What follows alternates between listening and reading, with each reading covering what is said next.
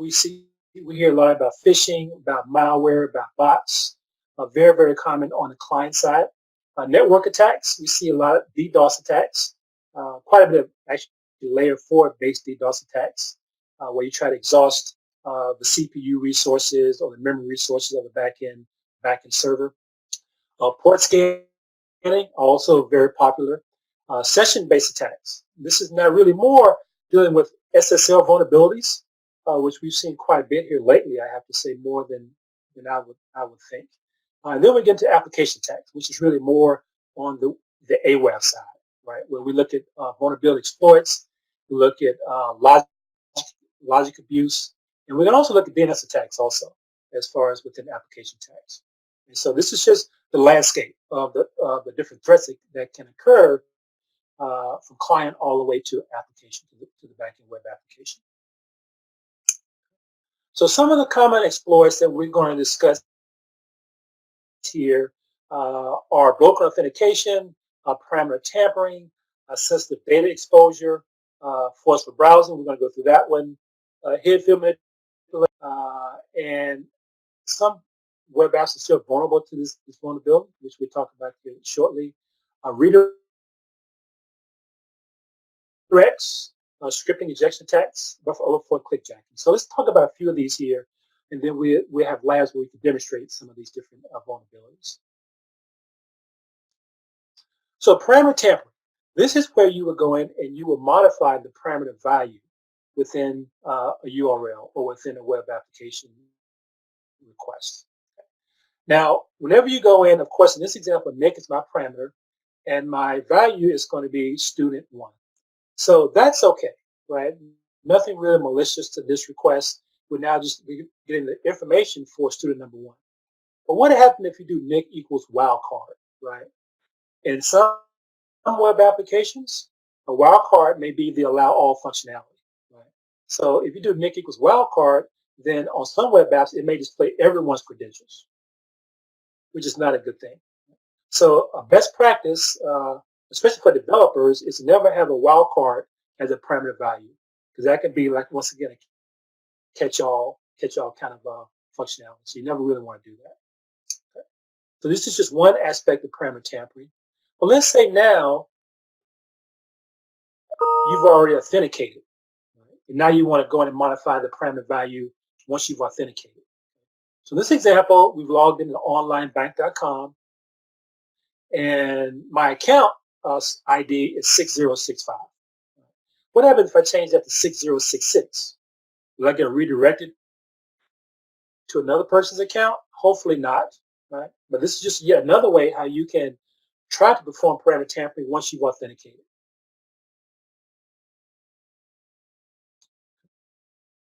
So data exposure. So this actually is done from user all the way to web application. Of course, we look at AWAF, advanced WAF, but there's also data exposure at the user side, right? Is SSL server verified or SSL certs valid? Are they coming from a trusted CA? They're not self-signed, right? Then you send a request into the cloud or the internet. Is that data encrypted? Right? Are we using strong crypto keys? Are we using triple dares? What are we using for our crypto keys, for our algorithms? Then we go into the actual network itself, right? Is the network resources secure? Is the network secure itself? Right? Is your network firewall doing what it's supposed to do?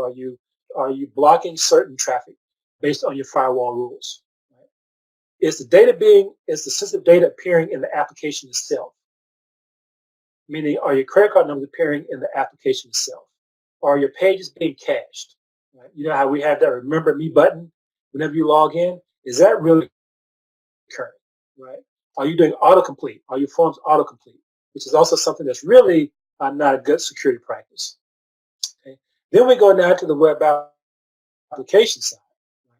So now is your sensitive data being stored securely? Right? Meaning, is your sensitive data not in clear text? Right? You always want to make your sensitive data hidden at least by asterisk or some kind of mechanism where you're hiding the sensitive data, okay, in the logs and in the user interface.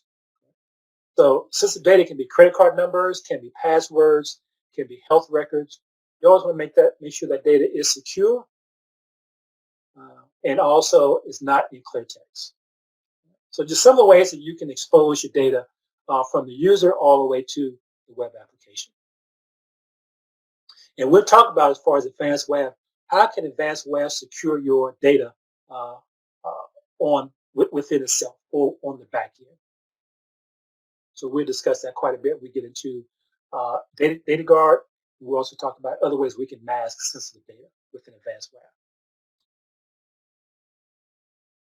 Okay, forceful browsing. Forceful browsing is all about having access to sites you shouldn't have access to go. That's what forceful browsing is all about. So right now, 10.10.1.11, we've accessed the hacker site. We're all good. No worries here. Right? We're all good. But you should not have access to the admin path and the admin credentials. So here now we're doing a forceful browse to admin.php, where now a user can now go in and modify the Hackett configuration, can modify some of the Hackett. So you definitely you always want to make sure that users have access to the correct paths that they have rights to. Okay, so we'll talk about how advanced WAF can also protect you from forceful browsing. We call that really more flows. How we can actually protect a flow. A flow is going from object to object. That's really what a flow is all about. And forceful browsing is a big piece of configuring flows. Okay, so here another use case for forceful browsing, but now we've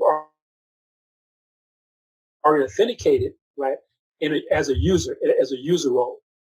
What happens if I change that path to admin or manager? Will I get redirected? Will I get? Hopefully not, right? But some applications will allow for that redirection to occur.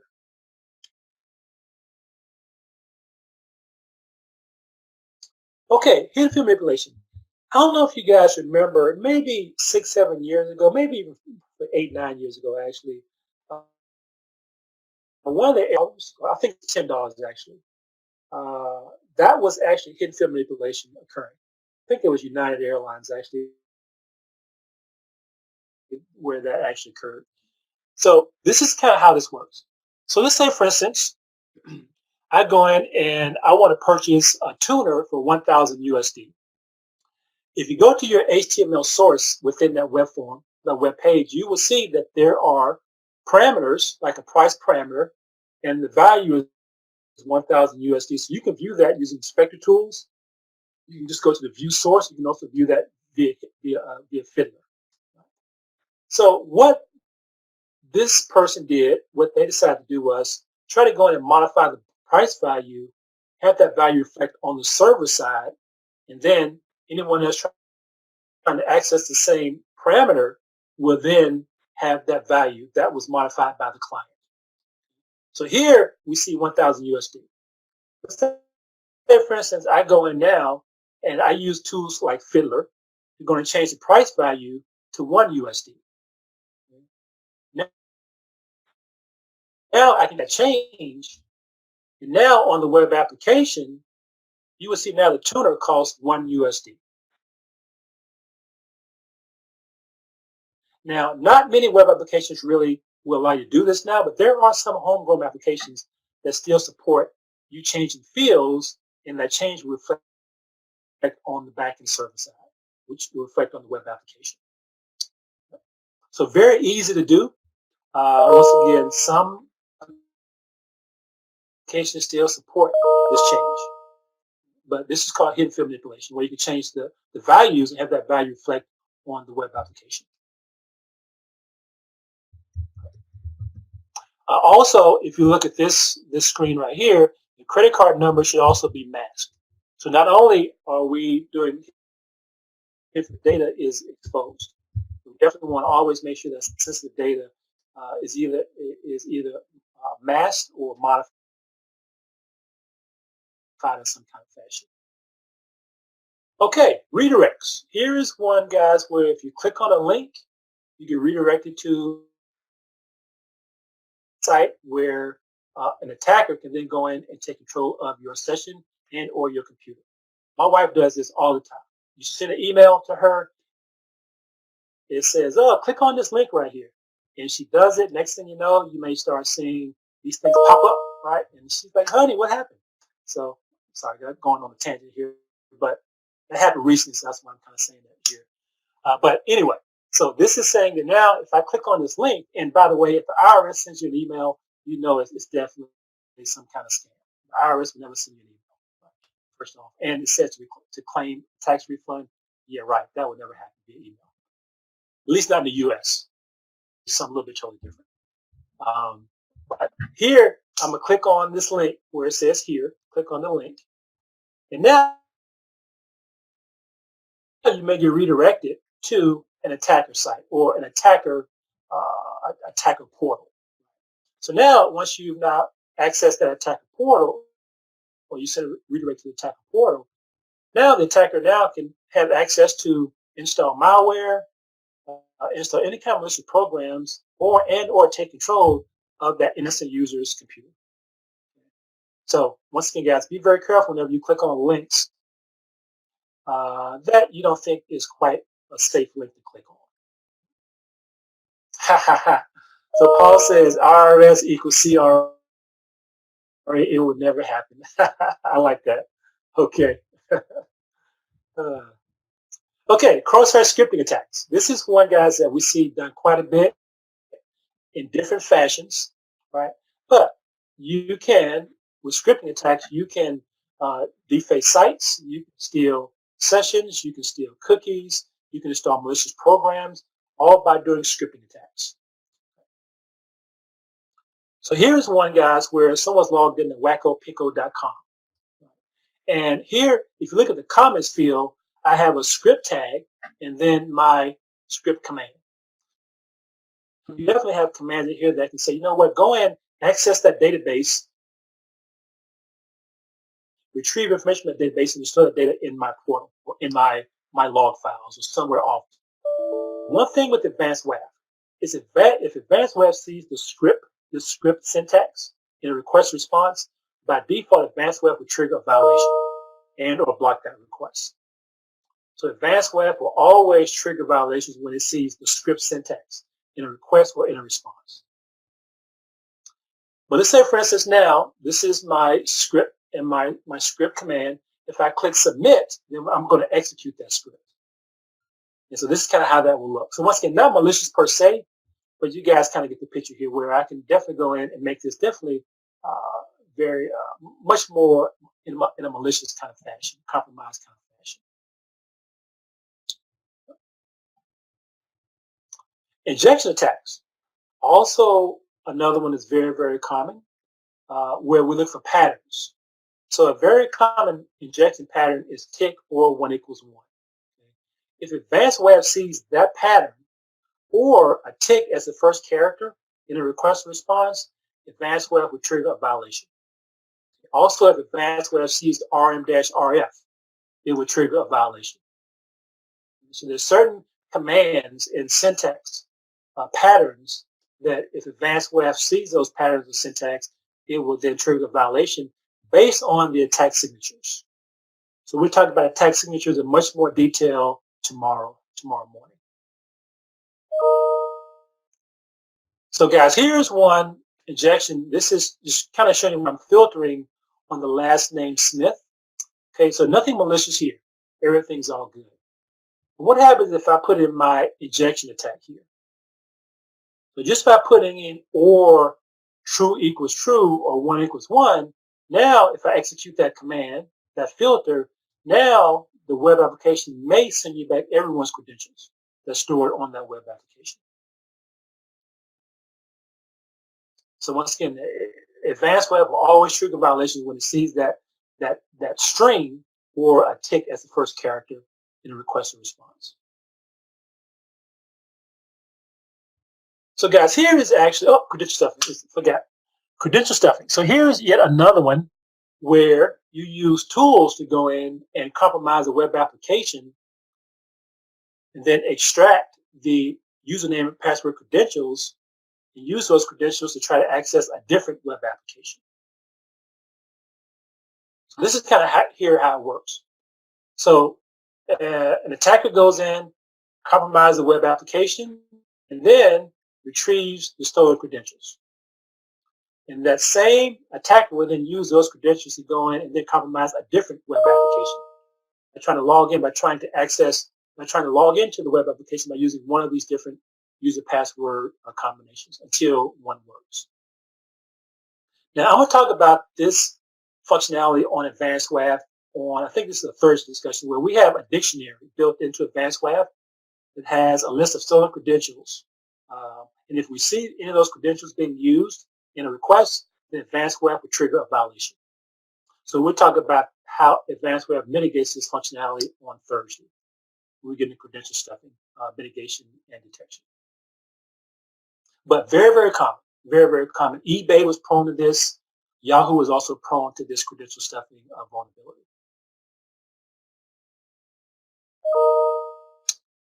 Okay, and last but not least is an interesting use case. So this is one where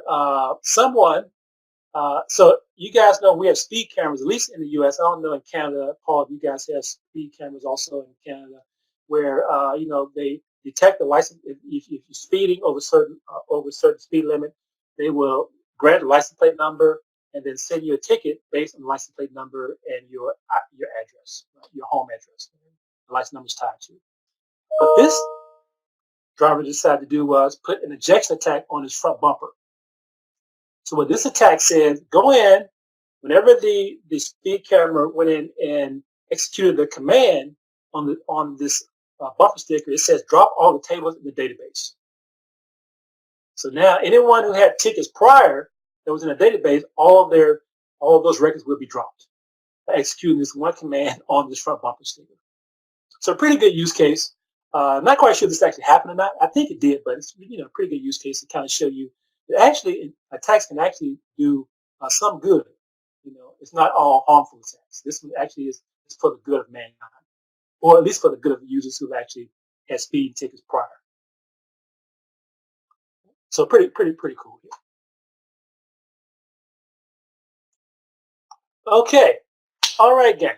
Any questions on different vulnerabilities?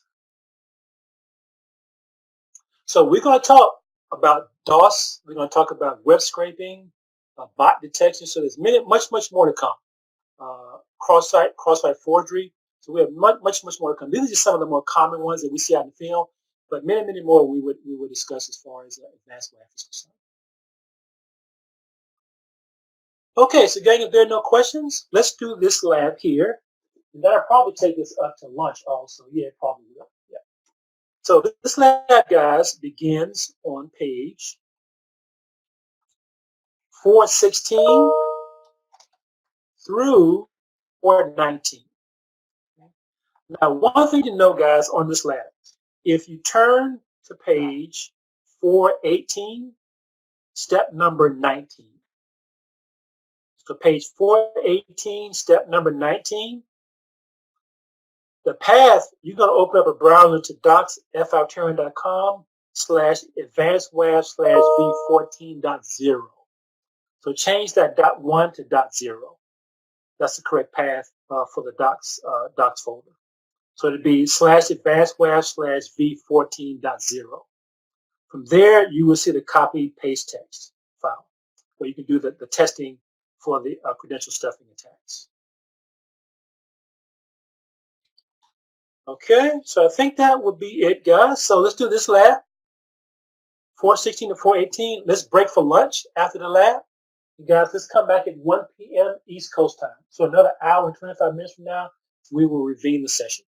Okay, so do a lab, let's break for lunch, guys, and then we'll come back at 1 p.m. East Coast time.